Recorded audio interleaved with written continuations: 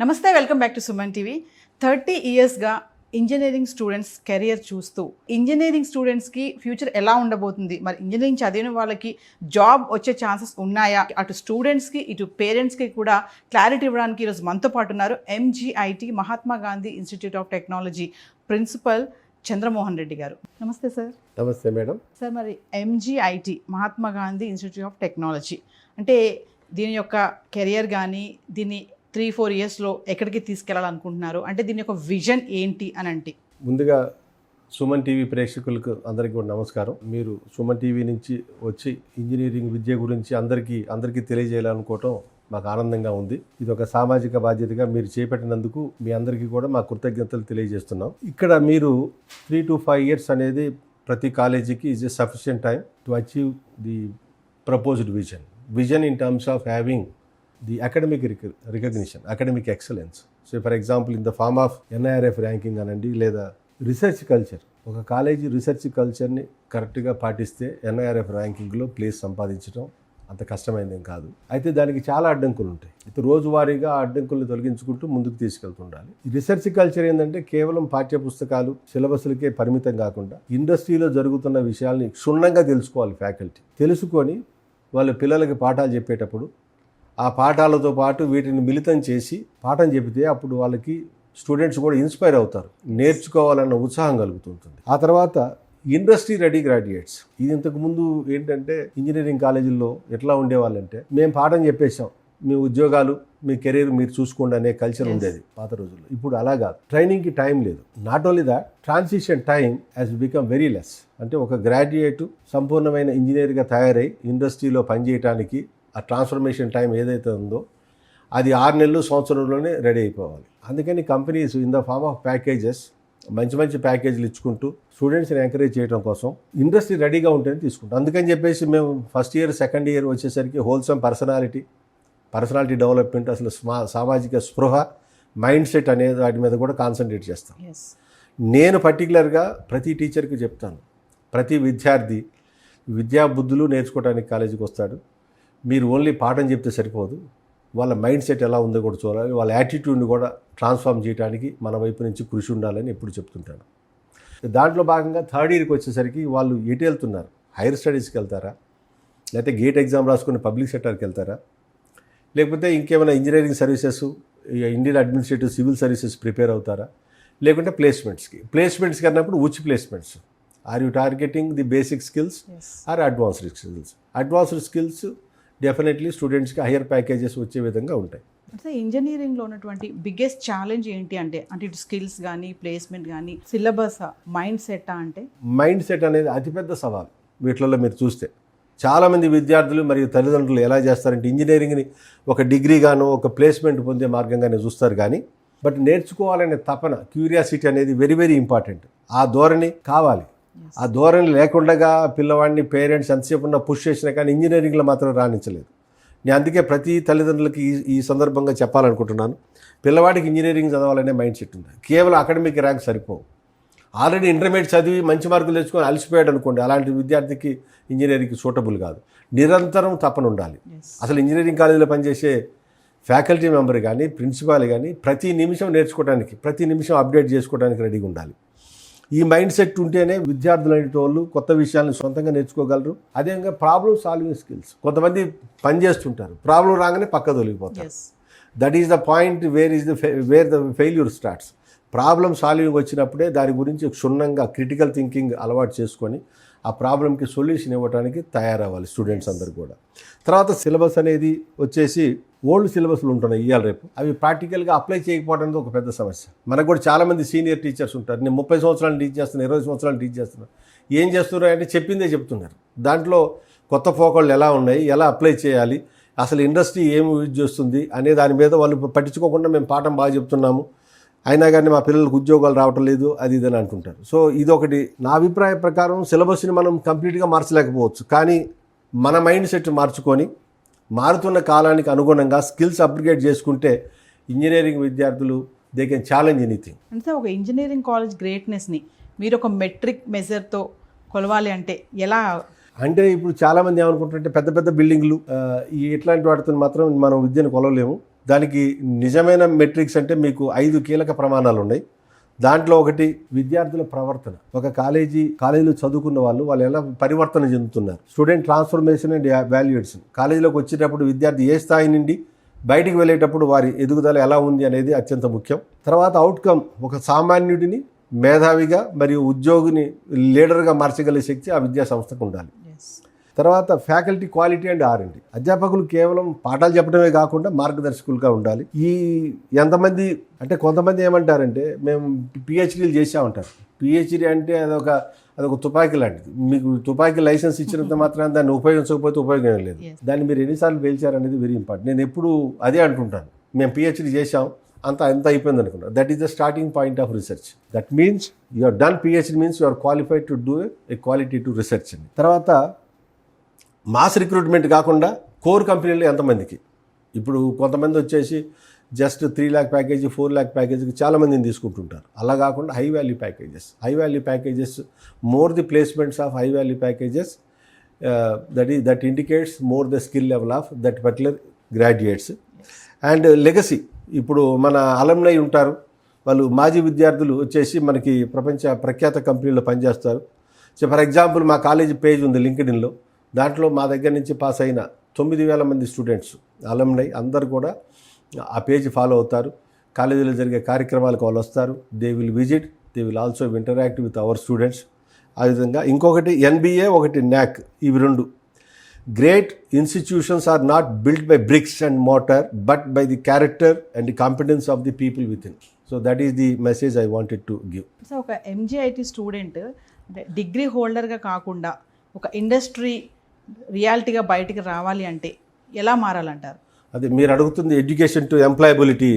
So దాని మీద ఏంటంటే హ్యాండ్స్ ఆన్ లెర్నింగ్ అనేది మీరు చూస్తే రూరల్ సిటీ అబ్బాయిల కంటే కూడా రూరల్ నుంచి వచ్చిన వాళ్ళు. For example I come from rural background. I have got several skills. అంటే మా జీవన విధానంలోనే కొన్ని స్కిల్స్ మిళితమై ఉంటాయి. మనం ఈ సందర్భంలో చెప్పొచ్చో లేదే కానీ మన దేశం, మనం బ్రతికే విధానంలోనే మనం 64 కళల గురించి మాట్లాడతాం. ఆ 64 కళలు ఉంటే వాడికి అన్ని స్కిల్స్ ఉన్నట్టే. ఆ 64 కళల్ని మర్చిపోయి మళ్ళీ కాలేజీకి వచ్చి సపరేట్గా స్టూడెంట్ క్లబ్స్ అని, డ్యాన్స్ అని, మ్యూజిక్ అని అన్నీ సపరేట్గా మనం ఇప్పుడు నేర్పిస్తున్నాం. యాక్చువల్గా ఈ 64 కళలు మన వరకు ట్రాన్స్ఫార్మ్ చేయబడిన 14 ఉపవిద్యలు ఏవైతే ఉన్నాయో అవన్నీ కూడా వాళ్ళకి చిన్నప్పటి నుంచే వాళ్ళకి అర్థమయ్యేటట్టుగా చిన్నప్పటి నుంచే తల్లిదండ్రులు చెప్పి పంపించుంటే అసలు ఈనాడు స్కిల్ అనే దాని గురించి మనం మాట్లాడాల్సిన అవసరం ఉండేది కాదు. స్కిల్ అనేది మన జీవన విధానంలో భాగమైపోవాలి. సో అది జరగలేదు కాబట్టి తర్వాత మన విద్యా విధానం మీద పాశ్చాత్య ప్రభావం ఉంది కాబట్టి మనకేం కావాలి, ప్రపంచంలో ఏం జరుగుతుంది, ఈ రెండింటిని కూడా సమ్మేళనం చేసుకొని ముందుకు పోవాల్సిన అవసరం ఉంది. సో అందుకని చెప్పేసి హ్యాండ్స్ ఆన్ ట్రైనింగ్ ఒకటి. ఆ తర్వాత ఇండస్ట్రీ ఇంటిగ్రేటెడ్ ప్రోగ్రామ్. మనం సిలబస్ ఎప్పుడు రివిజన్ చేసినా కానీ మన బోర్డ్ ఆఫ్ స్టడీస్లో ఆ సిలబస్ కమిటీ మీటింగులలో ఇండస్ట్రీ ఎక్స్పర్ట్స్ ఉండేటట్టుగా చూసుకోవటము. ఆ తర్వాత మీరు ఇండస్ట్రీ ఎక్స్పర్ట్స్తో సర్టిఫికేషన్ ప్రోగ్రామ్స్. తర్వాత soft skill and emotion intelligence is very very important. Technical knowledge అనేది మిమ్మల్ని ఇంటర్వ్యూకి తీసుకెళ్తే మీ సక్సెస్ని చూపించేసి మాత్రం ఎమోషనల్ ఇంటెలిజెన్సే. అక్కడ మీ ప్రవర్తన అనేది వెరీ వెరీ ఇంపార్టెంట్. నేను స్టూడెంట్స్కి ఎప్పుడూ చెప్తుంటాను, ఒక కాలేజీకి ఎలివేషన్ వచ్చేసి ఆ స్టూడెంట్ యొక్క క్రమశిక్షణ కాలేజీలో ఎలా ఉంది, ఆ పిల్లవాడు నేర్చుకోవడానికి ఎంత ఉత్సుకతతో ఉన్నాడు. So these are all very important. అందువల్ల తల్లిదండ్రులు కూడా ఎంతసేపు ఉన్నా మావాడు ఇంజనీరింగ్ చదవాలి అని కాకుండా వాడికి కావాల్సిన స్కిల్ సెట్ ఉందా, మైండ్ సెట్ ఉందా, ఇవి వాళ్ళు చూడాల్సిన విషయాలన్నమాట. ఆ తర్వాత మా దగ్గర ఇంకా కమ్యూనికేషన్ స్కిల్స్, వీటితో పాటు మ్యాండేటరీ ఇంటర్న్షిప్స్, తర్వాత ఎంటర్‌ప్రెన్యూరియల్ మైండ్ సెట్. అంటే ప్రతి విద్యార్థి కేవలం ఉద్యోగం కోసమే కాకుండా తనంతా తానుగా యాక్టివ్ అయ్యి ఒక ఎంటర్‌ప్రెన్యూర్గా డెవలప్ అయ్యి 10 మందికి ఉద్యోగం ఇచ్చే వాళ్ళగా తయారవ్వాలనేది కూడా మా ఆలోచన. సో ఎంటర్‌ప్రెన్యూర్ స్కిల్ అంటే ఇది నేను చేయగలను, నేను చదువుతున్నాను, ఐ కెన్ అచీవ్ దిస్ అనే నమ్మకంతో స్టూడెంట్ బయటకు వస్తే ఏదైనా success, confidence building particularly. So coming to మనం ఇంజనీరింగ్ ట్రెండ్స్ వైపు వస్తే కనుక ఒక ఇంజనీరింగ్ స్టూడెంట్ ఇప్పుడు ట్రెడిషనల్ ఇంజనీరింగ్ కాకుండా AI, సైబర్ సెక్యూరిటీ ఇలా ఎందుకు వెళ్తున్నారు? అంటే ఆపర్చునిటీస్ లేకంటారా, ఇంబ్యాలెన్స్ వల్ల? అంటే ఇప్పుడు మనకి పర్టికులర్గా మనం ఈ విషయంలో వచ్చేసి మన తెలుగు వాళ్ళ గురించి ఒక మాట చెప్పుకోవాలి. ఒకళ్ళు ఒక డైరెక్షన్లో అందరూ దాంట్లోనే వెళ్తారు. అందరూ కంప్యూటర్ సైన్స్ చేస్తే అట్లా ఇప్పుడు చేతికి 5,000 ఉన్నవి, ఇప్పుడు ఈ ఏళ్ళు పెద్దది అనుకోండి, ఇంపార్టెంట్ అని చెప్పేసి ఈ 4 ఏళ్ళు మూసేస్తే ఈ ఒక్క చేతుని మనం పిడికిలు బిగించగలం, ఏమీ చేయలేము. ఇన్ఫ్రాస్ట్రక్చర్, స్మార్ట్ సిటీస్ ఏం కావాలి, గవర్నమెంట్ తెస్తున్న వేరియస్ స్కీమ్స్ అవన్నీ ఇంప్లిమెంట్ చేయాలంటే మీకు అన్ని డిసిప్లిన్స్ కావాలి. ఇక్కడ ఏంటంటే ఇప్పుడు మీకు సమతుల్యత పాటించకపోతే చాలా ప్రమాదం. పర్టికులర్లీ మీరు చూస్తే ప్రపంచం డిజిటల్ ట్రాన్స్ఫర్మేషన్ వైపు వెళ్తుంది. తర్వాత మీరేమంటారంటే ఇప్పుడు ప్రతి పరిశ్రమలో కూడా ఏఐ వచ్చేసింది. ఇండస్ట్రీ 4.0. ఇండస్ట్రీ 4.0 అంటే మీరు ఫర్ ఎగ్జాంపుల్ మీకు అందరికీ సులువుగా అర్థమయ్యేటట్టు చెప్తాను. పాత రోజులలో ఒక డిజైన్ చేస్తారు. అది డిజైన్ చేసిన తర్వాత CEO లెవెల్లో డిజైన్ ఏదైనా మార్పులు వస్తే ఆ CEOకి తెలిసాయి. ఆ తర్వాత ఈ హైరార్కీలో అందరికీ తెలియజేయడానికి చాలా టైం పట్టేది. అదే మీరు డిజిటల్ మ్యానుఫ్యాక్చరింగ్ అని ఇండస్ట్రీ 4.0 ప్రాక్టీసెస్ ఉంటే అది ట్రాన్స్పరెన్సీ ఇన్ ద కంపెనీ అనమాట. ట్రాన్స్పరెన్సీ ఇన్ ద కంపెనీ అంటే వన్స్ డిజైన్ మోడిఫికేషన్ వస్తే latest version is available to the engineer, to the foreman and shop ఫ్లోర్లో పనిచేస్తే టెక్నీషియన్ వరకు అందరికీ ఎట్ ఏ టైం అవైలబుల్ ఉంటుంది. సో డిజిటల్ టెక్నాలజీ యూజ్ చేయడం వల్ల ట్రాన్స్పరెన్సీ కూడా అంటే ఏమంటామంటే అందరికీ సమానమైన ఇన్ఫర్మేషన్ అంటే ఎట్ ఏ టైం అందరికీ ఇన్ఫర్మేషన్ రావడం కూడా జరుగుతుంది. తర్వాత అందరూ ఏఐ డేటా సైన్స్ అని వెళ్ళటం కూడా ఇది కరెక్ట్ కాదు. ఎందుకంటే core engineering will always get enhanced with the use of AI. Mechanical engineering with AI, civil engineering with AI. దానికి ఏమవుతుందంటే సివిల్ ఇంజనీరింగ్లో ఉన్న అత్యుత్తమమైన పారామీటర్స్ని తీసుకొచ్చి ఈ అప్లికేషన్కి యూజ్ చేయొచ్చని మీకు ఏఐ చెప్తుంది. సో కాబట్టి ఏఐని తగిన రీతిలో వాడుకోవాలి కోర్ ఇంజనీరింగ్లో. అప్పుడు కోర్ ఇంజనీరింగ్ ప్లస్ ఏఐ. ఇప్పుడు మా కాలేజీలో చూడండి మెకట్రానిక్స్ చదువుతున్న విద్యార్థులు ఉన్నారు. మెకట్రానిక్స్లో మాకు హైయెస్ట్ ప్యాకేజ్ వచ్చింది. Mechatronics is a core engineering. అదే కంప్యూటర్ సైన్స్ విద్యార్థికి 6 లక్షలు సరాసరి, అంటే నేను యావరేజ్ చెప్తున్నాను, హైయెస్ట్ లోయెస్ట్ అవన్నీ కంబైన్ చేస్తే మీకు యావరేజ్ ప్యాకేజ్ వస్తుంది. సిఎస్సికి 6 lakhs ఉంటే మెకట్రానిక్స్ వాళ్ళకి 8 lakhs ప్యాకేజ్ ఉంది. Mechatronics is a core engineer. Company is asking for them. So అట్లా ఈ అసమతుల్యతలు అనేవి ఇప్పుడు ఇంజనీరింగ్ కాలేజీలో కూడా మనం ఏమంటున్నామంటే అందరు కూడా కంప్యూటర్ సైన్స్ పోకుండా కోర్ ఇంజనీరింగ్ తర్వాత తమ వంతుగా ఫర్ ఎగ్జాంపుల్ మేము MJT నుంచి దేశానికి ఇచ్చేది ఏంటంటే అత్యుత్తమమైన మెటలర్జికల్ అండ్ మెటీరియల్స్ ఇంజనీర్స్. మా మెటలర్జీ అండ్ మెటీరియల్స్ ఇంజనీర్స్ ఇక్కడ హైదరాబాద్లో ఉన్న డిఫెన్స్ ల్యాబ్స్, సెంట్రల్ ల్యాబ్స్ అన్నింటిలో కూడా ఉన్నారు. దీంతోపాటు ప్రపంచంలో కూడా అత్యుత్తమ ల్యాబ్స్లో జర్మనీ, ఫ్రాన్స్ ఇట్లాంటి కంట్రీస్లో మా కాలేజీ విద్యార్థులు వెళ్ళి ఇంజనీర్లుగా పనిచేస్తున్నారు. అసలు మెటలర్జికల్ అండ్ మెటీరియల్స్ ఇంజనీరింగ్ అంటే స్టూడెంట్స్లో అసలు అవగాహన లేదు. అసలు మొన్న మనం ఆపరేషన్ సింధూర్లో మనకి ఒక ఎడ్జ్ ఉందంటే ఆ యుద్ధంలో మన భారతదేశానికి ఒక ఎడ్జ్ ఉందంటే మన మెటీరియల్ టెక్నాలజీ, మన superior material technology, electronics technology వల్ల మొన్న జరిగింది క్లియర్గా ఎలక్ట్రానిక్స్ వార్ఫేర్. ఎందుకంటే with the precision with which they have attacked the enemy, that is because of our electronics superiority.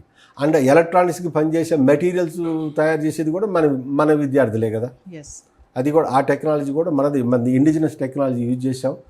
So దాంట్లో మనం సఫలీకృతం అయ్యాం. సో కాబట్టి ప్రతి విద్యార్థి కూడా ఏదో అందరూ కంప్యూటర్ సైన్స్ చదువుతున్నారు లేకపోతే అందరూ ఏఐ చదువుతున్నారని దాని వెనకాల పోకుండా ఆ కంప్యూటర్ సైన్స్, ఐటీలు, ఏఐ ద్వారా వచ్చే నాలెడ్జ్ని తన కోర్ ఇంజనీరింగ్లో యూజ్ చేసుకొని దేశానికి ఏం చేయగలనని ఆలోచించాలి. వాళ్ళు తమ వంతు బాధ్యతగా ప్రతి ఒక్కరు కూడా ఆలోచన చేయాలి.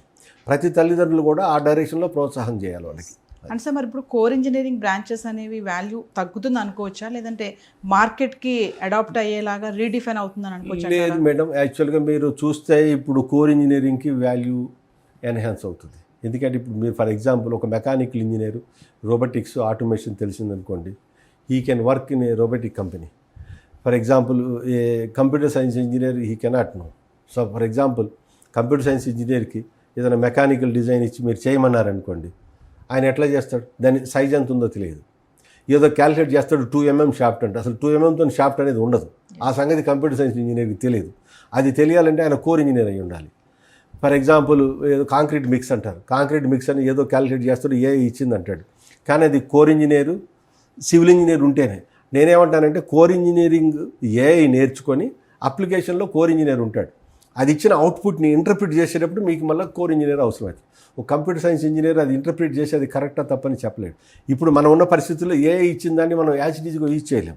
దానికి హ్యూమన్ ఇంటర్ఫియరెన్సు, అది మనం ఏమంటామంటే ఎవాల్యుయేషన్ కూడా అవసరమే.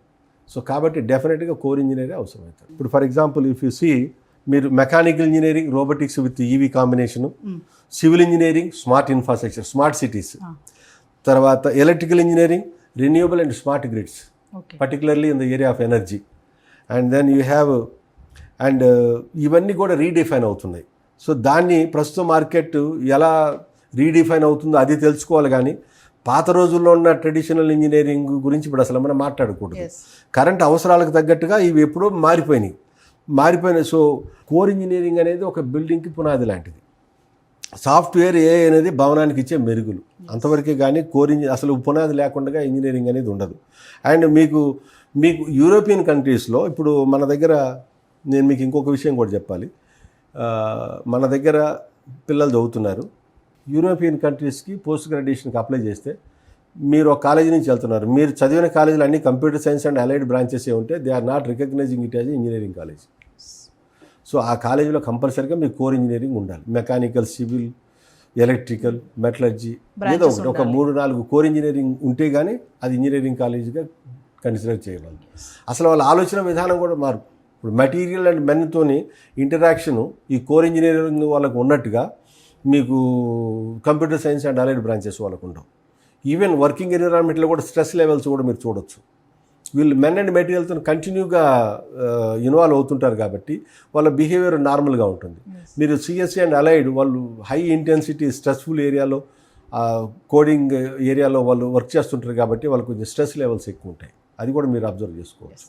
దీనిలో యాక్చువల్గా సెవరల్ స్టడీస్ చేశారు దీంట్లో.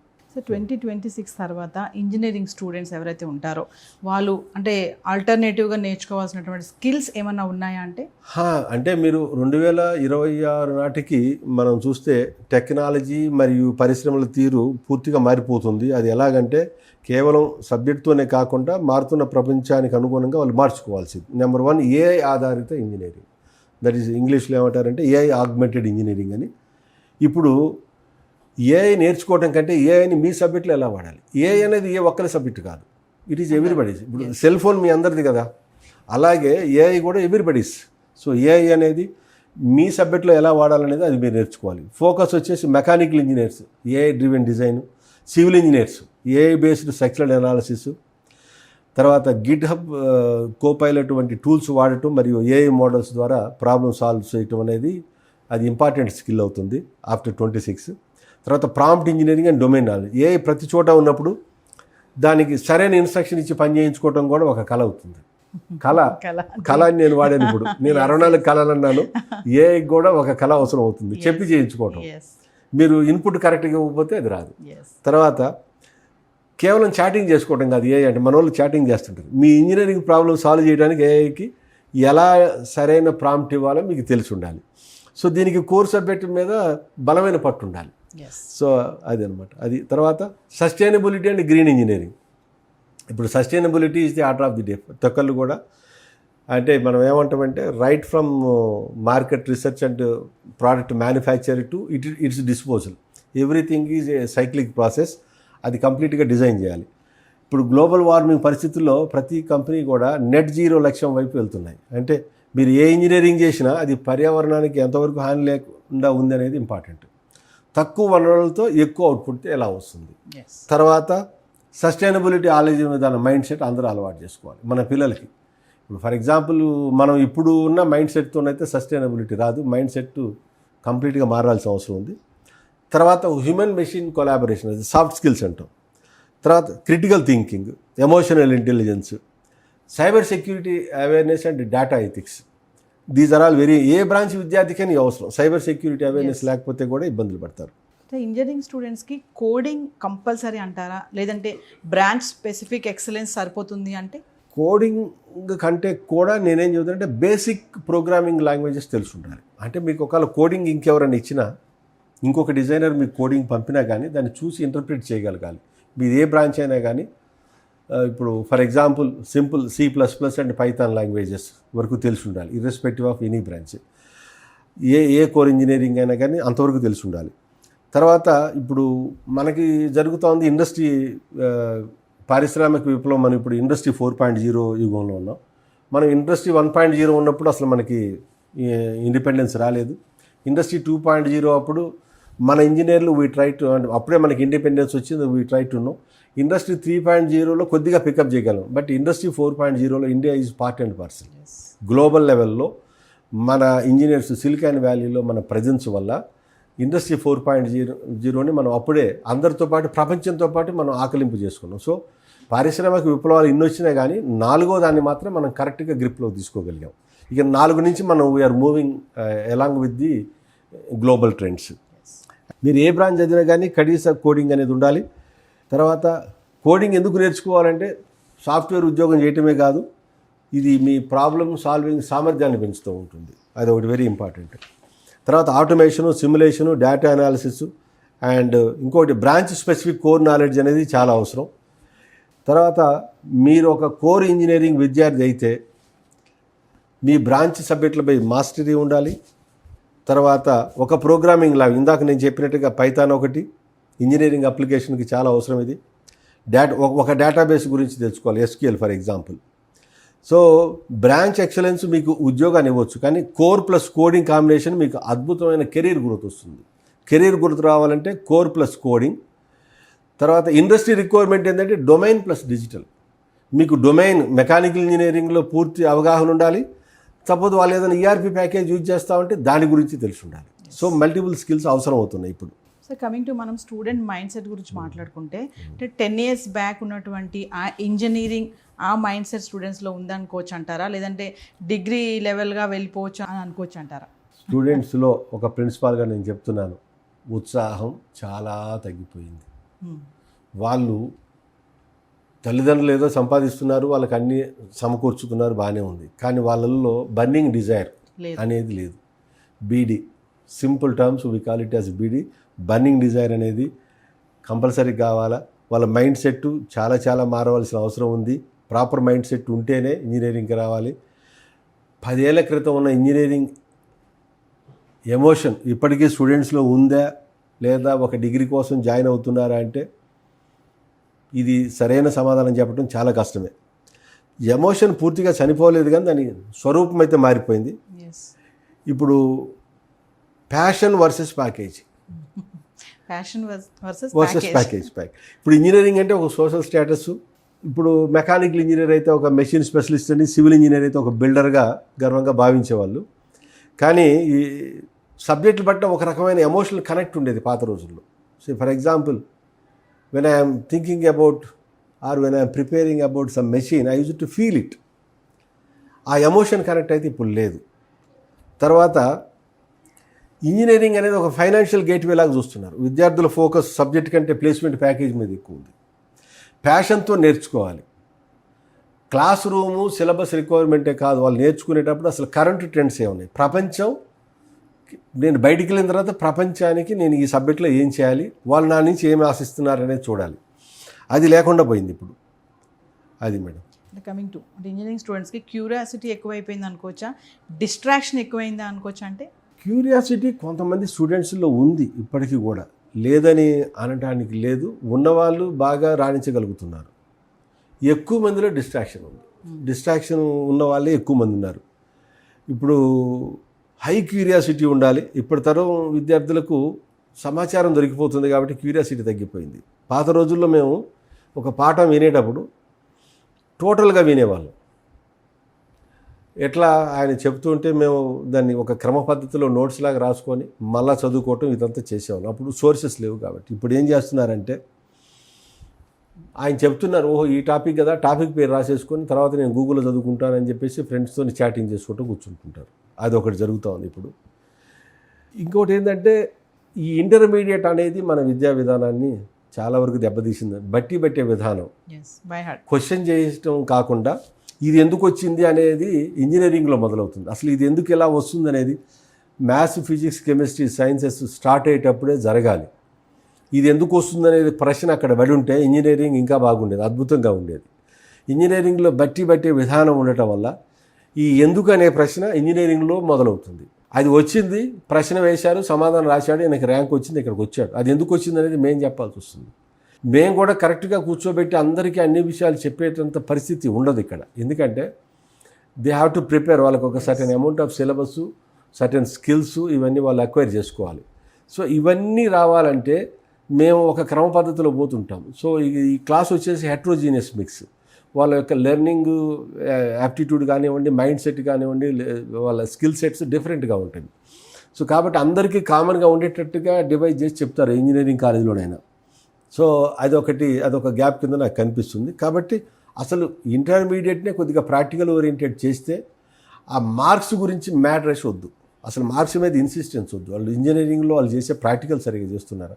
ఆ ప్రాక్టికల్స్ ఏదో తూతు మంత్రంగా 1-2 రోజులు చేస్తున్నారు. ఆ ఫిజిక్స్ అండ్ కెమిస్ట్రీ ఏదో కాలేజీలోకి తీసుకెళ్తారు, చేపిస్తారు. అసలు ఫిజిక్స్ అండ్ కెమిస్ట్రీ ప్రాక్టికల్స్ కూడా వాళ్ళు ఇంజనీరింగ్ కాలేజీకి వచ్చిన తర్వాత నేర్చుకోవాల్సి వస్తుంది. 990 మార్కులు వచ్చినా కానీ మళ్ళీ ఫ్రెష్గా వచ్చి ఇంజనీరింగ్ కాలేజీలోనే ఫిజిక్స్ అండ్ కెమిస్ట్రీ ప్రాక్టికల్స్ చేస్తున్నారు పిల్లలు. అది పరిస్థితి. మనం మార్క్స్ గురించి మాట్లాడుకుంటే సార్, అంటే మార్క్స్ కోసం చదివే కల్చర్ నుంచి ప్రాబ్లమ్ సాల్వింగ్ కల్చర్ వరకు వెళ్ళాలి అంటే మీరు ఎలా తీసుకెళ్తారు? ఏంటంటే ఒక 5 సూత్రాల వ్యూహాన్ని మేము అమలు చేస్తుంటాం ఎప్పుడు కూడా ఇక్కడ. We always tell the students, always put these questions what, why and how. ఇప్పుడు క్లాస్ రూమ్ బోధనలో కూడా మార్పు రావాలి. ఒక ఫార్ములాని కానీ ఒక ఎక్స్ప్రెషన్ని కానీ పట్టించడం కాకుండా స్టెప్ బేస్డ్ లెర్నింగ్ అని చెప్తాం మేము. అది పర్టికులర్ లెర్నింగ్ని మేము ఇంజనీరింగ్ గ్రాఫిక్స్లో చేస్తాం. మేమేం చెప్తాం, a plane parallel to the ground అని చెప్పి ఇట్లా అని చూపిస్తాం. అదొక స్టెప్ అంతే. Inclined, step based learning. అలా చేస్తే వాళ్ళకి కొంత ఆలోచన విధానం పెరుగుతుందని చెప్పి అది ఇంజనీరింగ్లో ఉంది. మెకానికల్ ఇంజనీరింగ్, సివిల్ ఇంజనీరింగ్ వాళ్ళు ఈ స్టెప్ బేస్డ్ లెర్నింగ్ ఉంటుంది. తర్వాత ఇంకొకటి ప్రాజెక్ట్ బేస్డ్ లెర్నింగ్ అని ఉంటుంది. మొదటి సంవత్సరం నుంచి చిన్న చిన్న ఛాలెంజెస్ ఇస్తాం. ఈ సెమిస్టర్లో మీరు ఈ సబ్జెక్ట్ చదివారు కదా, దీన్ని ఉపయోగించి మీ కాలేజీలో కానీ మీ ఊర్లో కానీ ఉన్న చిన్న చిన్న సమస్యని ఎలా పరిష్కరిస్తారని ఒక టాస్క్ ఇస్తాం. మార్కులు కేవలం వాళ్ళు చేసే ఎగ్జామినేషన్స్, పేపర్లు వాటి గురించి కాకుండా వాళ్ళు టాస్క్ని ఎలా సాల్వ్ చేస్తున్నారని వర్కింగ్ మోడల్స్ వాళ్ళు పట్టుకొస్తారు. So that is called project బేలి. ఇంకొకటి ఫెయిల్యూర్ని గౌరవించటం. That's very important. ఫెయిల్యూర్, ఎవరైనా స్టూడెంట్ ఫెయిల్ అయితే వాడు తప్పు చేసినట్టు కాదు. ఫస్ట్ ఆఫ్ ఆల్ మనం ఆ మైండ్ సెట్ నుంచి బయటికి రావాలి, ప్రతి టీచరు, ప్రతి అడ్మినిస్ట్రేటర్ కూడా. Because he is interested in something else, he wanted to learn something else. ఆయన ప్యాషన్ ఎక్కడుందో కనుక్కొని అక్కడ ప్రోత్సహించాలి. కానీ అలాగే ఆ ప్యాషన్ ఇటువైపు డైవర్ట్ అయ్యేటట్టుగా మార్గాలు అన్వేషించాలి. కానీ ఫెయిల్యూర్ని తప్పుగా చూడటం అనేది చాలా తప్పు. ఫెయిల్యూర్ అయిందంటే నేర్చుకోవడానికి కూడా ఒక్కోసారి అది పునాది అవుతుంది. తర్వాత ఇండస్ట్రీతో అనుసంధానం, రియల్ వరల్డ్ ఎక్స్పోజర్. ఇప్పుడు ఈరోజు మీరు ఇంటర్వ్యూ జరుగుతున్న టైంలో మా కాలేజీ నుంచి మేము 2 బస్సులు ఇచ్చి 2 సెక్షన్ల స్టూడెంట్స్ని ఇండస్ట్రీకి పంపించాము. సో నిరంతరం జరుగుతుంది. ప్రతి వారము ఒక 4-5 సెక్షన్ల స్టూడెంట్స్ ఇండస్ట్రీస్కి వెళ్ళి వస్తుంటారు మా కాలేజీ నుంచి.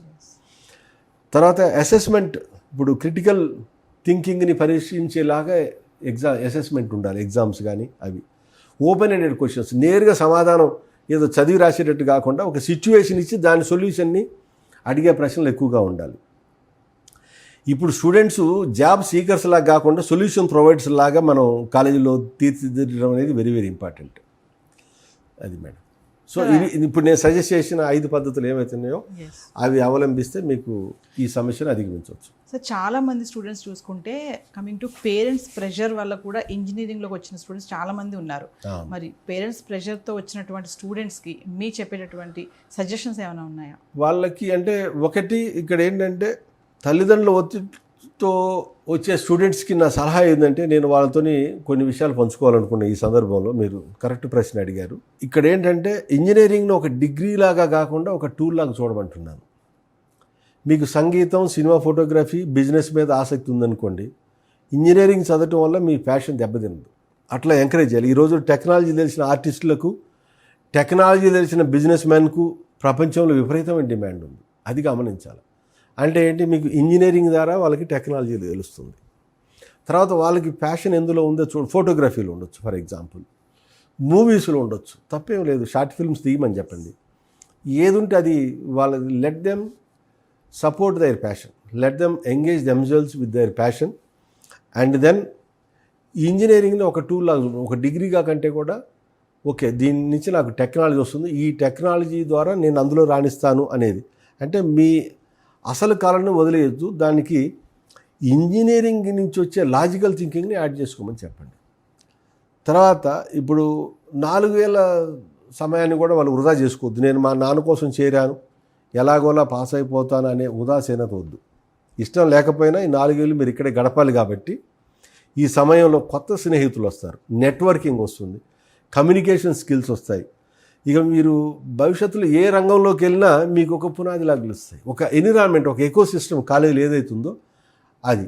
తర్వాత తల్లిదండ్రులతో కంటిన్యూస్గా మాట్లాడు. Communication is the key. చాలామంది విద్యార్థులు వాళ్ళకి ఈ బాధ ఉంటుంది, వాళ్ళు ఏదో చేయాలనుకుని ఇంజనీరింగ్లో తల్లిదండ్రుల బాధతో వస్తారు. అది దాచుకొని ఈ చదువు మీద అయిష్టత చూపిస్తుంటారు. నా సలహా ఏంటంటే మీ తల్లిదండ్రులకు మీ ఆసక్తి ఏంటో కొంచెం నిలకడగా రోజువారీగా కొద్దిగా చెప్తూ వివరించండి. నేను ఇంజనీరింగ్ పూర్తి చేశాను, కానీ ఆ తర్వాత నా ఇష్టమైన రంగంలో కెరీర్ బిల్డ్ చేసుకుంటాను అనే మాట చెప్పడమే కాకుండా వాళ్ళకి నమ్మకం కలిగించాలి. బాధ్యతాయుతమైన ప్రవర్తన చూపిస్తే ఏ తల్లిదండ్రులను అర్థం చేసుకుంటారు. So it is the responsibility of the student to convince their parents about their passion. And ఇంజనీరింగ్లో చాలా డైవర్సిటీ ఉంటుంది. సో దీంట్లో ఉన్న వైవిధ్యతని గమనించుకోవాలి. ఇంజనీరింగ్ అంటే కేవలం ఏదో కోడింగ్ మెషిన్ మాత్రమే కాదు, డిజైన్ ఉంటుంది. ఇప్పుడు మీకు left part of the brain logical thinking, calculations ఉంటే రైట్ పార్ట్ వచ్చేసి క్రియేషనే కదా. సో మీకు డిజైను, తర్వాత మీ ఆసక్తికి తగ్గ ఏదైనా బ్రాంచ్ మీకు ఇక్కడ దొరుకుతుందో వెతకండి. For example metallurgy and materials ఉంది, దాంతో చాలా కొత్త మెటీరియల్స్ కనిపెట్టవచ్చు. మనకి చాలా ఛాలెంజెస్ ఉన్నాయి. ఇప్పుడు హై టెంపరేచర్లో పర్ఫామ్ చేయాలన్న మెటీరియల్స్, కొన్ని ఎల్ఐస్ అవసరం ఉంటాయి. వాటి గురించి ఏదైనా పరిశోధనలో ఈయనకి మ్యాథమెటిక్స్ అంటే ఇష్టం లేదు, okay you can go towards the materials, memory materials అని, స్మార్ట్ మెటీరియల్స్ అని రకరకాలు ఉంటాయి. సో ఇక్కడ ఏంటంటే ఎలా వచ్చామనేది ముఖ్యం కాదు, ఏం చేస్తున్నాం, ఇక్కడ ఉన్న ఎన్విరాన్మెంట్ని ఎలా గత మా నాన్న తల్లిదండ్రులు తోశారు సార్ మేము వచ్చాం అనే దానికంటే మేము ఇక్కడికి వచ్చాం, yes it is a new environment, ఒక new ecosystem, new friendship, new communications, new type of learning ఉంది. అవన్నీ కూడా ఆకలింపు చేసుకోవాలి విద్యార్థి. అవన్నీ కూడా నేర్చుకొని నేను ఎలా బయటికి వెళ్తున్నాను ముఖ్యం, కానీ ఇంకా మా తల్లిదండ్రులు చేశారు అనేది, ఇంకా మా తల్లిదండ్రుల వల్ల బలవంతంగా వచ్చాయనే మాట కూడా విద్యార్థి. ఎందుకంటే ఆయన కూడా 18 ఏళ్ళు నిండిపోతాయి, ఒక సంవత్సరం అయిన తర్వాత ఇంజనీరింగ్ వచ్చిన తర్వాత మెచ్యూర్డ్ ఇండివిజువల్ అవుతారు. కాబట్టి వాళ్ళు ఆలోచన చేయాల్సింది. తర్వాత వ్యక్తిత్వ వికాసం అనేది వెరీ ఇంపార్టెంట్, పర్సనాలిటీ డెవలప్మెంట్ కూడా అవుతుంది. ఈ ఇంజనీరింగ్ చదివేటప్పుడు దాన్ని ఒక పర్సనాలిటీ డెవలప్మెంట్ వేదికగా కూడా మార్చుకోవాలి. చంద్రమోహన్ గారు, ఇప్పుడు కాలేజ్ ఇండస్ట్రీ కనెక్షన్ గురించి మాట్లాడుకుంటే, అంటే ఇంజనీరింగ్ స్టూడెంట్ కాలేజ్ అయిపోయాక అంటే ఇండస్ట్రీ లెవెల్ ఎక్స్పెక్టేషన్స్కి రీచ్ అవ్వట్లేదా? ఆ గ్యాప్ ఏమైనా వస్తుందా? అంటే గ్యాప్స్ ఉంటున్నాయండి. ఎందుకంటే మీకు చూస్తే మనదంతా కూడా కాన్సెప్ట్ బేస్డ్ లేని, మనం ఏం చేస్తాం, వాట్ ఈస్ డేటాబేస్ అని చెప్పి. ఇండస్ట్రీ వాళ్ళు ఏం చూస్తారు, how do you manage the database అని అడుగుతారు. So that is the gap. ఆ గ్యాప్ని ఫిల్ చేయాలంటే మీరు బేసికల్గా దానికి రియల్ టైం ప్రాజెక్ట్స్ రావాలి. సో మీకు టెక్నాలజీ అప్డేట్, తర్వాత కాలేజ్ ఇండస్ట్రీ, ఈ దానికి సంబంధించిన ప్రాజెక్ట్ మీద ఇవ్వాలి. డేటాబేస్ ఏంటనేది మన టీచర్ చెప్తాడు, డేటాబేస్ని ఎలా యూజ్ చేయాలనేది ఇండస్ట్రీ అడుగుతుంది, దాంతో డేటాబేస్ని ఎలా మేనేజ్ చేస్తారు. ఈ రెండింటిని కంబైన్ చేసుకుంటూ ఒక ప్రాజెక్ట్ ఇచ్చి ఆ గ్యాప్ని ఫిల్ చేయాలి. అదేవిధంగా ఇంకోటి soft skills and work culture. Soft skills ఇంకోటి ఏంటంటే మీ ఈ గ్యాప్ని ఫిల్ చేయడానికి మేము ఎంజీఐట్లో చేస్తుంది ఏంటంటే industry guided projects, finishing school and then alumni mentorship. So these are the aspect through which we're filling this gap. అంటే సార్ ఇంటర్న్షిప్స్ కానీ, లైవ్ ప్రాజెక్ట్స్ కానీ ఇవేమీ లేకుండా, అంటే ఇండస్ట్రీ టార్గెట్స్ కానీ ఇవేమీ లేకుండా బీటెక్ కంప్లీట్ చేయడం అనేది రిస్కీ అయిపోతుంది అని అంటే ఇంపాసిబుల్ మేడం. అలా చేసే డిగ్రీకి అసలు ఎలాంటి వాల్యూ ఉండదు ఈ రోజుల్లో. ఎందుకంటే ఇప్పుడు ఎక్స్ట్రీమ్ రిస్క్. ఎందుకంటే ఇప్పుడు ఇంటర్న్షిప్లు, లైవ్ ప్రాజెక్ట్స్, తర్వాత ఇవి లేకపోతే మీకు దాంట్లో బలం ఉండదు, మీ యొక్క రెజ్యూమ్లో స్ట్రెంగ్త్ ఉండదు. ఫర్ ఎగ్జాంపుల్ అసలు మీకు వర్క్ కల్చర్ గురించి కూడా తెలియదు అన్నట్టు అర్థం. నెట్వర్కింగ్ కోల్పోతారు, అంటే డిస్కనెక్ట్ అయిపోతారు. ఓన్లీ పుస్తకాలు, క్లాస్ రూమ్ల మధ్యలో చదువుకునే దాంతో ఈయన ప్రపంచంతో కనెక్షన్ ఉండదు. సో అది చాలా డేంజర్. సో కాబట్టి live projects, internships, project based learning, these are very very key. So దాని ద్వారా మనకేం తెలుస్తుందంటే రెజ్యూమ్ బిల్డప్ చేసుకోవచ్చు, వర్క్ కల్చర్ మనకి తెలుస్తుంది, ఇంకొకటి మంచి నెట్వర్క్ ఉంటుంది. అంటే మీరు ఆల్రెడీ ఇండస్ట్రీలో చేసారు. ఇప్పుడు ఇంటర్న్షిప్ రాకపోయినా కానీ సెల్ఫ్ ప్రాజెక్ట్ చేయాలి, కనీసం ఓపెన్ సోర్స్ ఆన్లైన్లో కూడా కొన్ని దొరుకుతుంటాయి, అవి చూసుకొని చేయాలి. సో ఏం చదివావు అనే దానికంటే నువ్వు ఏం చేసావు అనేది very very important. Sir MGIT అంటే వంటి ఇన్స్టిట్యూషన్స్లో మరి ఇండస్ట్రీ బేస్డ్ వాటికి కొలాబరేట్ అవ్వాలి అంటే ఎలాంటి మోడల్స్ బెస్ట్ అని అంటే ఇప్పుడు మీకు కరిక్యులం డెవలప్మెంట్ అప్పుడే ఇండస్ట్రీ వాళ్ళని మన సిలబస్ డిజైన్లో యాక్టివ్గా పార్టిసిపేట్ అయ్యేటట్టుగా చూసుకోవాలి. సిలబస్ ప్రిపరేషన్లోనే వాళ్ళు కరెంట్ ట్రెండ్స్లో ఉన్న టాపిక్సే సిలబస్లో ఉండేటట్టుగా చూడాలి. ఇప్పుడు అవుట్డేటెడ్ అవన్నీ కూడా సిలబస్లోంచి తీసేయాలి. That's number 1. ఇంకోటి సెంటర్స్ ఆఫ్ ఎక్సలెన్స్. మనకి ప్రతి కాలేజీ కూడా కొన్ని సెంటర్స్ ఆఫ్ ఎక్సలెన్స్ కోసం ట్రై చేయాలి. కొన్ని కంపెనీస్తోని సెంటర్స్ ఆఫ్ ఎక్సలెన్స్. మీకు మంచి అలమ్నై నెట్వర్క్ ఉండిందనుకోండి, మన అలమ్నై ఏదైనా కంపెనీకి CEO అయినప్పుడు వాళ్ళు కార్పొరేట్ సోషల్ రెస్పాన్సిబిలిటీ కింద మనకి ఏదైనా ల్యాబ్స్ ఏమైనా పెడితే దాంట్లో సెంటర్స్ ఆఫ్ ఎక్సలెన్స్ అంటే మీకు దాంట్లో ట్రైన్ అయిన వాళ్ళు డైరెక్ట్గా ఇండస్ట్రీలో ఉపయోగపడతారు. అదేవిధంగా ఫ్యాకల్టీ ఇంటర్న్షిప్స్, ఫ్యాకల్టీని కూడా మనము ట్రైనింగ్ పంపించాలి ఇండస్ట్రీస్కి. అదొకటి. వాళ్ళు తిరిగి వచ్చిన తర్వాత స్టూడెంట్స్ని బాగా ట్రైన్ చేయగలుగుతారు. ఇంకోటి problem solving consultancy. So these are all very very మనం ఫర్ ఎగ్జాంపుల్ మా దగ్గర కొన్ని డిపార్ట్మెంట్ ఉన్నాయి, మనకు బయట నుంచి కన్సల్టెన్సీ వస్తుంది. ఆ కన్సల్టెన్సీ వర్కుల్లో కూడా ఫ్యాకల్టీ స్టూడెంట్స్ ఇద్దరు కూడా ఇన్వాల్వ్ అవుతారు. సో దాని ద్వారా ఈ గ్యాప్స్ అన్ని కూడా ఫుల్ఫిల్ అవుతాయి. అంటే సార్ స్టూడెంట్స్కి ఈ క్లాస్ రూమ్ కంటే ఈ ల్యాబ్ కానీ ఇంటర్న్షిప్ కానీ స్టార్టప్ ఎక్విప్మెంట్స్ కానీ ఇవన్నీ ఇంపార్టెంట్ అంటారా? డెఫినెట్గా. ఇప్పుడు క్లాస్ రూమ్లో నేర్చుకునేది అదొక ఫౌండేషను, అదొక 10% అయితే 90% కూడా ఇవన్నీనే. ఏది మనకి laboratory environment, internships, startup ecosystem very very important. Startup ecosystem ఏంటంటే వాళ్ళు ఈ ఎంటర్‌ప్రెన్యూరియల్ థింకింగ్తోని అటెంప్ట్ చేయటం అనేది very very important. They may be successful or not, but దాంతో వచ్చే ఎక్స్పీరియన్స్ చాలా wonderful. So they will be able to face, అంటే ఒకదాన్ని హ్యాండిల్ చేయడం వల్ల ఇంకో దాన్ని చాలా సక్సెస్ఫుల్గా ఫేస్ చేయడానికి అవకాశం ఉంది. ఒకటి ల్యాబొరేటరీ, 2 ఇంటర్న్షిప్, తర్వాత మీకు startup ecosystem. These are all very very important. ఇప్పుడు నేను ఇందాక చెప్పినట్టుగా 10% మీకు క్లాస్ రూమ్ లెర్నింగ్ అయితే 90% మన వాళ్ళ గ్రోత్కి మీకు labs, projects, industry exposure very very important. వాళ్ళు ఏ ప్రాజెక్టుల మీద పనిచేశారనేది ఇంపార్టెంట్. అందుకని మేము MGITలో కేవలం లెక్చర్స్కే కాకుండా hackathons, live projects, startup ideas వైపు మేము వాళ్ళని ఎంకరేజ్ చేస్తున్నాం. అంటే ఇంజనీరింగ్ స్టూడెంట్స్ ఓన్లీ క్లాస్ రూమ్లో ఉన్నటువంటి నాలెడ్జే కాకుండా ఫర్దర్గా ఇప్పుడు మీరు అంటున్నటువంటి బయట ల్యాబ్ కానీ ఇవన్నీ క్లాసెస్ ఇవన్నీ లేకపోవడం వల్లే ఇండస్ట్రీ లెవెల్లో రేపు వాళ్ళు జాబ్కి వెళ్ళినప్పుడు అక్కడ రిజెక్ట్ అవ్వడం అనేది జరుగుతుంది, అక్కడ ఫెయిల్ అవుతున్నారు, అందుకే బ్యాక్ వస్తున్నారు అని అంటే? Yes madam, I agree with you. The reason is, unless they have this practical exposure, they will fail here. Only classroom learning అనేది ఇప్పుడున్న అంటే things are changing very fast. ఇంతకుముందు ఏంటంటే మనకి ఫండమెంటల్స్ నేర్చుకొని ఇండస్ట్రీకి వెళ్ళిన తర్వాత చాలా రోజుల పాటు ట్రైనింగ్ ఇచ్చి ఒక 3 years వరకు ట్రైనింగ్ ఇచ్చి ఆ తర్వాత వాళ్ళకి ఎంప్లాయ్మెంట్ ఇచ్చేవాళ్ళు. ఇప్పుడు ఆ కల్చర్ లేదు. సో ఏమంటామంటే క్లాస్ రూమ్ కాలేజీలో ఉన్న ల్యాబ్లో వర్క్ చేసిన తర్వాత ల్యాబ్ టు ఎంప్లాయ్మెంట్ డైరెక్ట్ అయిపోయింది. సో ప్రాక్టికల్ నాలెడ్జ్ అనేది very very important must. So coming to engineering student ఇన్నోవేషన్స్ని ఒక ప్రాక్టికల్ మోడల్స్గా మార్చాలి అంటే కాలేజెస్గా ఏం చేయాలంటారు? అంటే ఇక్కడ ఈ ప్రాజెక్ట్స్ అనేది కేవలం పేపర్ మీదనే మిగిలిపోకుండా అవి ఒక ప్రాక్టికల్ ప్రోడక్ట్స్గా మారాలంటే మాత్రం మీకు ఇన్నోవేషన్ ఫ్రెండ్లీ కరికులం ఉండాలి, ఆ ఎన్విరాన్మెంట్ ఉండాలి. తర్వాత క్రెడిట్ ఫర్ ఇన్నోవేషన్ క్రెడిట్స్ ఇవ్వాలి. ఇంకోటి మేకర్ స్పేస్, అంటే విద్యార్థికి ఆలోచన వచ్చినప్పుడు దాన్ని ప్రోటోటైప్గా చేయడానికి కావాల్సిన వనరులు మనం ఇవ్వాలి. తర్వాత రిసోర్సెస్, ఫర్ ఎగ్జాంపుల్ ఇప్పుడు ఈ రోజుల్లో మనకి ఒక 3D ప్రింటరు, లేజర్ కట్టర్స్, తర్వాత హై స్పీడ్ ఇంటర్నెట్, తర్వాత ఎలక్ట్రానిక్ వర్క్ బెంచ్, ఇవి వచ్చే మినిమం ఇవన్నీ కూడా 24 hours అవైలబుల్ చేయాలి. దీనివల్ల ఏంటంటే ప్రతి విద్యార్థి తన ఐడియాని ఫిజికల్ మోడల్గా మార్చగలడు. సీడ్ ఫండింగ్ మా కాలేజీలో అవకాశం ఉంది, సీడ్ ఫండింగ్ ఇస్తాము. Next IPR and legal support. వాళ్ళు ఏదన్నా ఇన్నోవేషన్ ఏదన్నా వస్తే అది పేటెంట్ కింద మారడానికి కావాల్సిన సపోర్ట్ మనం ఇవ్వాలి. దానికి సంబంధించిన ఫీజులు ఏదన్నా కానీ మనం పే చేయాలి. తర్వాత ఇండస్ట్రీ అండ్ ఇన్వెస్టర్ కనెక్టర్ వరకు మనం సపోర్ట్ చేయాలి ఈ ఆస్పెక్ట్లో. అంటే క్యాంపస్లోనే స్టార్టప్ కల్చర్ బిల్డప్ అవ్వాలంటే ఫస్ట్ ఇయర్ నుంచే ఎలాంటి మార్పులు తీసుకోవాలంటే సార్? కొంతవరకు ఏమంటామంటే దీంట్లో ఈ ఫస్ట్ ఇయర్లో కొద్దిగా కరికులం అకాడమిక్ ఓరియంటెడ్గానే ఉంటుంది. బట్ ఫస్ట్ ఇయర్ ఎండింగ్కి వచ్చి సెకండ్ ఇయర్ స్టార్టింగ్లోనే మీకు కొంచెం ప్రాబ్లం ఐడెంటిఫికేషన్ అనేది ఒక అలవాటుగా చేయిస్తాం ఇక్కడ. తర్వాత మొదటి సంవత్సరంలో అయితే యాక్చువల్గా పిల్లలు చాలా ఉత్సాహంగా ఉంటారు. ఆ ఉత్సాహాన్ని ప్రాబ్లమ్స్ ఐడెంటిఫికేషన్ వైపు మేము మళ్ళిస్తాం. ఈ అసైన్మెంట్స్ కూడా కేవలం బుక్స్ కాకుండా చుట్టూ ఉన్న సమాజంలో గమనించిన 5 సమస్యలు ఏంటి, వాటికి టెక్నాలజీతో ఎలా సమస్యను పరిష్కరిస్తారని చెప్పి అడుగుతాం. తర్వాత ఇది వారిలో సమస్యను అర్థం చేసుకునే కెపాసిటీని పెంచుతుంది, అబ్జర్వేషన్ స్కిల్స్ని పెంచుతుంది. తర్వాత మీకు ఫౌండేషన్ కోర్సులో కూడా మీకు ఎంటర్‌ప్రెన్యూర్‌షిప్ ఉంటుంది. తర్వాత ఇంటర్ డిసిప్లినరీ టీమ్స్ ఉంటాయి. స్టార్టప్ అంటే కేవలం సాఫ్ట్వేర్ కాదు, suppose mechanical, civil, ECE and CSC విద్యార్థులు కలిసి పనిచేయాల్సి వస్తుంది ఒక్కోసారి. సో అందువల్ల మొదటి సంవత్సరం నుంచే అన్ని బ్రాంచ్ల విద్యార్థులు కలిసి పనిచేసేలాగా క్లబ్స్ ఉన్నాయి మా దగ్గర. అండ్ వాళ్ళందరినీ ఎక్స్పోజ్ చేయడానికి రకరకాల ట్రిప్స్ కూడా అరేంజ్ చేస్తాము. వీళ్ళని మన టీ హబ్స్ కూడా తీసుకెళ్తాం. మా దగ్గర ఇండస్ట్రీ ఇన్స్టిట్యూషన్ ఇంటరాక్షన్ సెల్ ఉంది వాళ్ళ ద్వారా.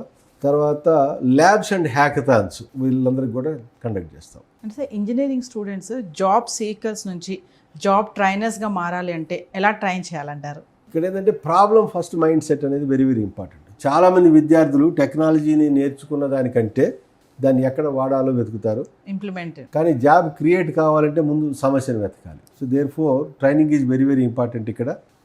ఇప్పుడు సమాజంలో, పరిశ్రమలో పరిష్కారం లేని ఒక సమస్యని గుర్తించి దానికి తక్కువ ఖర్చులు కూడిన పరిష్కారాన్ని వెతుకుంటానికి మనం రియల్ టైం ప్రాజెక్ట్స్ ఉన్నాయి. మా దగ్గర ఏంటంటే ఆర్టీఆర్పి అని సెకండ్ ఇయర్లో ఉంది ఒకటి, రియల్ టైం రీసెర్చ్ ప్రాజెక్ట్ అని. దాని అంటే ఎర్లీ స్టేజ్లోనే ఈ ఆస్పెక్ట్లో వాళ్ళని ట్రైన్ చేయడానికి. ఇంకోటి బిజినెస్ అండ్ ఫైనాన్షియల్ లిటరసీ, ఒక దాని మీద మనం పిల్లల్ని ట్రైన్ చేయాలి. తర్వాత ఇంకోటి ఏంటంటే communication, the art of pitching. అంటే ఒక అద్భుతమైన ఐడియా ఉన్నా కానీ దాని ఇన్వెస్టర్లు లేదా కస్టమర్లకి ఎలా వివరించాలి, సరిగ్గా వివరించకపోతే అది ఫెయిల్ అవుతుంది. సో ఈ ఎకో సిస్టమ్, ఇంక్యుబేషన్ అండ్ మెంటరింగ్లో కొంత ట్రైనింగ్ ఇస్తాం. సో ప్రతి ఇంజనీర్ స్టార్టప్ పెట్టలేకపోవచ్చు, కానీ ప్రతి విద్యార్థుల్లో ఎంటర్‌ప్రెన్యూరియల్ స్పిరిట్ ఉంటే వారు ఏ కంపెనీలో చేరినా అక్కడ కూడా ఇన్నోవేటర్స్ లాగా రాణిస్తారు.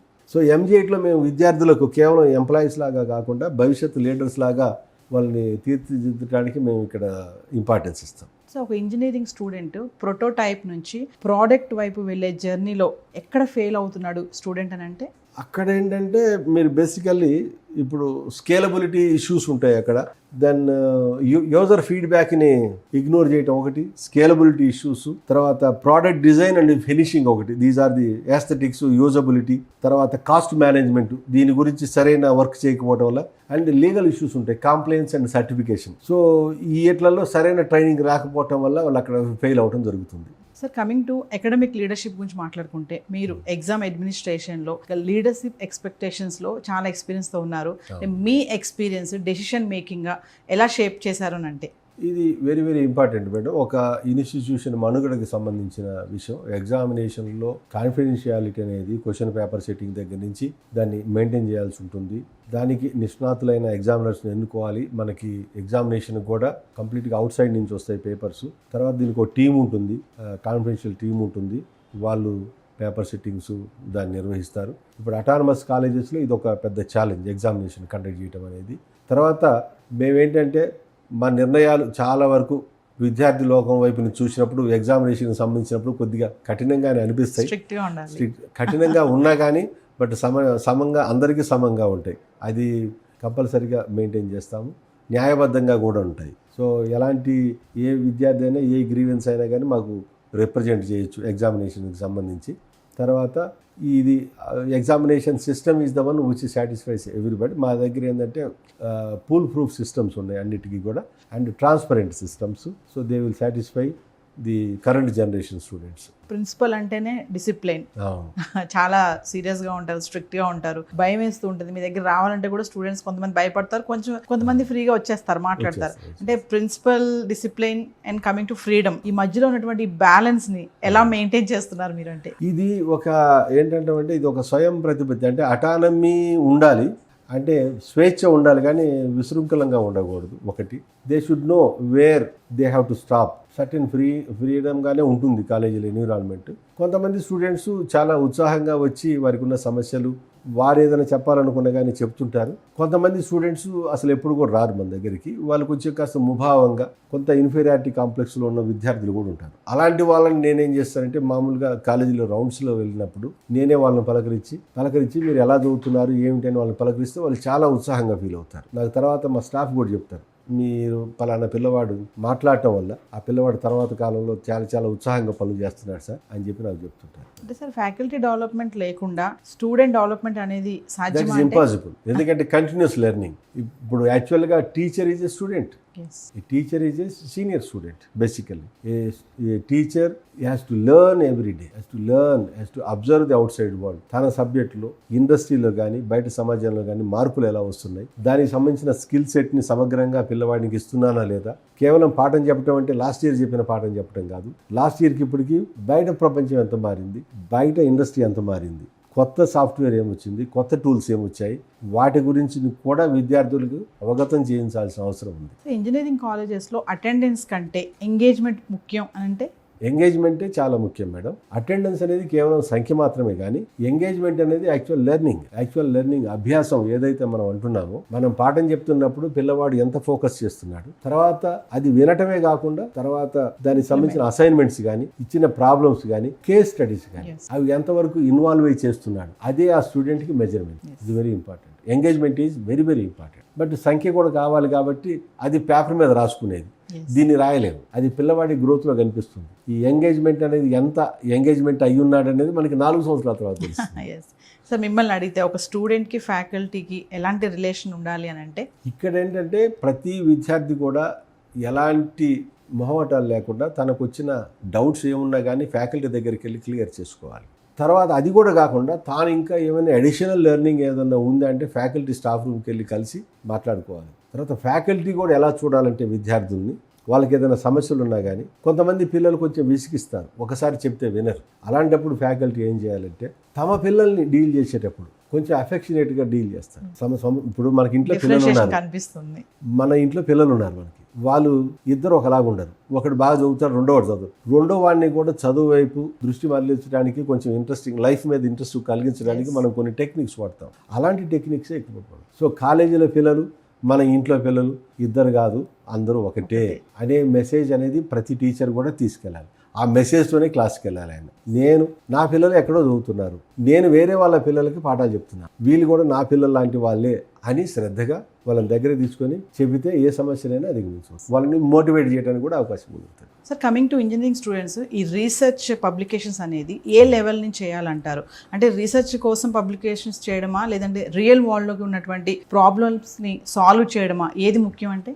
రీసెర్చ్ అనేది పబ్లికేషన్స్ కోసం కాదు మేడం, ప్రాబ్లమ్ సాల్వింగ్ కోసం. దాన్ని ఎక్కడో ఒక దగ్గర రికార్డ్ చేయాలి కాబట్టి, ఒక డాక్యుమెంట్ అనేది ఉండాలి కాబట్టి పబ్లికేషన్ అనేది వస్తుంది. ఆ పబ్లికేషన్ కూడా స్టాండర్డ్ జర్నల్స్లో రావాలి. స్టాండర్డ్ జర్నల్స్ అంటే మీకు స్కోపస్ ఇండెక్స్ అని, తర్వాత మీకు వెబ్ ఆఫ్ సైన్స్ జర్నల్స్ అని, తర్వాత సై జర్నల్స్ అని ఉంటాయి. ఇవన్నీ సో వీటిలలో రావాలి, మీకు కరెక్ట్ సైటేషన్ ఉన్నట్లు రావాలి. అలాంటి వాటిల్లో మీరు ఒక ప్రాబ్లమ్కి ఒక స్టాండర్డ్ సొల్యూషన్ ఇచ్చినప్పుడే ఆ జర్నల్స్లో కూడా మీకు పబ్లిష్ అవుతాయి. నెంబర్ 1. నెంబర్ 2, యూజీ లెవెల్లోనే చేయాలంటే ఎస్. ఎందుకంటే మీకు యూజీ లెవెల్లోనే రీసెర్చ్ కల్చర్ అనేది ఒకటి ఉంటే విద్యార్థుల్లో మీకు క్రిటికల్ థింకింగ్ అలవాటు పడుతుంది. దాని తర్వాత ఇన్నోవేషన్ మైండ్ సెట్ వస్తుంది. ఇన్నోవేషన్ మైండ్ సెట్ తో పాటు మీకు global opportunities and industry needs, so ఇవన్నీ కూడా కంబైన్ అయినాయి. సో పిల్లవాడు యూజీ లెవెల్లోనే I say that 2nd and 3rd year is the right time for any student to take up research at the undergraduate level. Adi he may do his project, continue to work on the project and go for the publication also. Publication,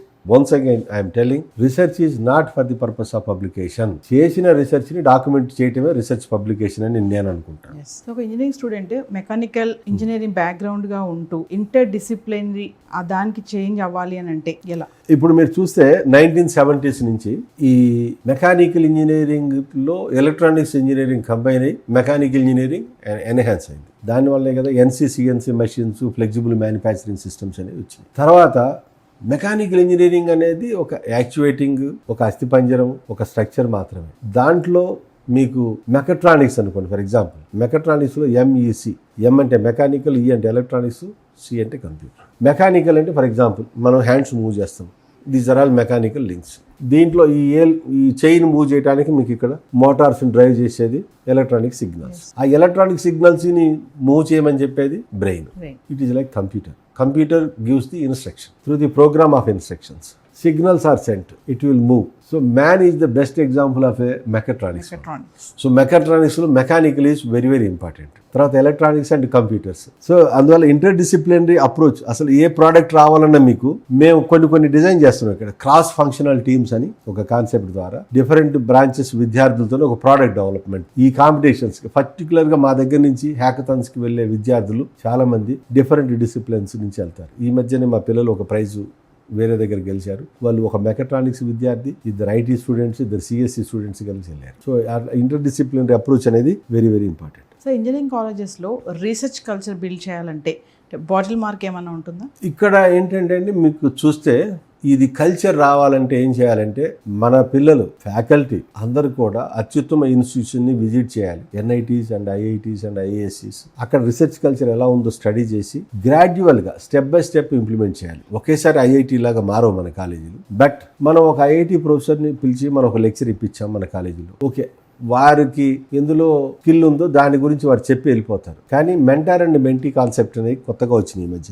AICTE project practice అని ఒక scheme తీసుకొచ్చారు. ఆ scheme ద్వారా 1000 ఇన్స్టిట్యూషన్స్ని select చేశారు. ఆ 1000 ఇన్స్టిట్యూషన్స్లో ఎంజీఐటీ ఒకటి. ఈ ఎంజీఐటీని IIT హైదరాబాద్కి అటాచ్ చేశారు. సో మమ్మల్ని మెంటరింగ్ చేసేది ఐఐటి హైదరాబాద్. సో మేమేమంటున్నాం అంటే, మా దగ్గర ఉన్న విద్యార్థులకి, మా ఫ్యాకల్టీకి, మా కన్సర్న్ డైరెక్టర్స్కి నేనేం ఇన్స్ట్రక్షన్ ఇచ్చారంటే, ఐఐటిలో ఉన్న రీసెర్చ్ కలిసి స్టెప్ బై స్టెప్ మనం కూడా ఎమ్యులేట్ చేసి మనం ఇక్కడ పిల్లలకి ఆ కల్చర్ని కూడా మనం ఇక్కడ డెవలప్ చేయాలి. ఓన్లీ వాళ్ళ దగ్గర నుంచి ఒక స్పీకర్ వచ్చి ఒకసారి మాట్లాడి వెళ్ళిపోతే అది పూర్తిగా డెవలప్ కాదు. సో ఇది స్టెప్ బై స్టెప్ బిల్డ్ చేయాలంటే ఏం చేయాలని చెప్పేసి మేము వాళ్ళకి ఒక టాస్క్ ఇచ్చాం. ఆ డైరెక్షన్లో వాళ్ళు వర్క్ చేస్తున్నారు. సార్, కమింగ్ టు ఎంజీఐటీ స్పెషాలిటీస్ గురించి మాట్లాడుకుంటే, ఎంజీఐటీని తెలంగాణలో ఉన్నటువంటి స్టూడెంట్స్ ఎందుకు చూస్ చేసుకోవాలి అని అంటే? అంటే ప్రతి కాలేజీకి ఒక యూఎస్పి ఉంటుంది, అంటే యూనిక్ సెల్లింగ్ ప్రపోజిషన్. మాది ఒక్క మాటలో చెప్పాలంటే వాల్యూ బేస్డ్ టెక్నికల్ ఎక్సలెన్స్ అని చెప్తాను ఎంజీఐటీకి. ఇక్కడ ఏంటంటే విద్యార్థులకు పరిశ్రమకు అవసరమైనట్టుగా అత్యుత్తమైన ఏమంటామంటే industry ready skills and ethical values వాటిని జోడించి విద్యార్థిని సంపూర్ణమైన లీడర్గా తీర్చిదిద్దటమే ఎంజీఐటీ యొక్క ప్రత్యేకత.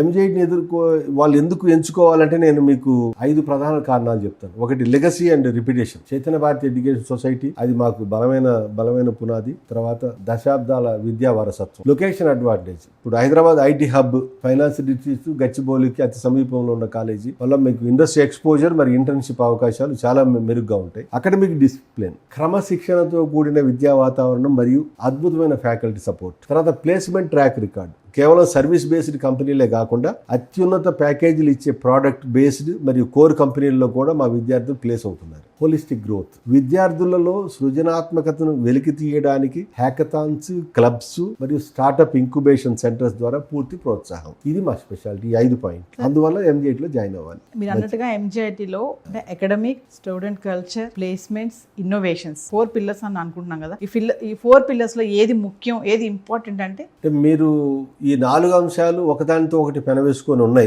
ఉన్నప్పటికీ అత్యంత స్ట్రాంగెస్ట్ పిల్లర్ అని చెప్పాల్సి వస్తే నిస్సందేహంగా అకాడమిక్స్ విత్ డిసిప్లిన్, క్రమశిక్షణతో కూడిన విద్యా ప్రమాణాలే మా ప్రత్యేకత అని నేను చెప్తాను. ఎందుకంటే ఇప్పుడు ఫౌండేషన్ అకాడమిక్స్ అనేవి కేవలం సిలబస్ పూర్తి చేయడమే కాదు, బలమైన పునాది ఉంటేనే విద్యార్థి పైన మనం చెప్పిన అన్నింటిలో కూడా రాణించగలుగుతాడు. మిగతా 3 రంగాలు ఏంది, ఇన్నోవేషన్, ప్లేస్మెంట్స్ అండ్ కల్చర్. తర్వాత ది చైన్ ఎఫెక్ట్. మా వద్ద ఉన్న కఠినమైన అకాడమిక్ డిసిప్లిన్ వల్ల విద్యార్థులకు సబ్జెక్ట్ పై లోతైన అవగాహన ఉంటుంది. ఆ నాలెడ్జ్ తో వాళ్ళు ఇప్పుడు ఇన్నోవేషన్, హ్యాకథాన్స్, ప్రాజెక్ట్స్ చేస్తారు. సో తర్వాత ప్లేస్మెంట్స్ లో కూడా దే విల్ బికమ్ విన్నర్స్.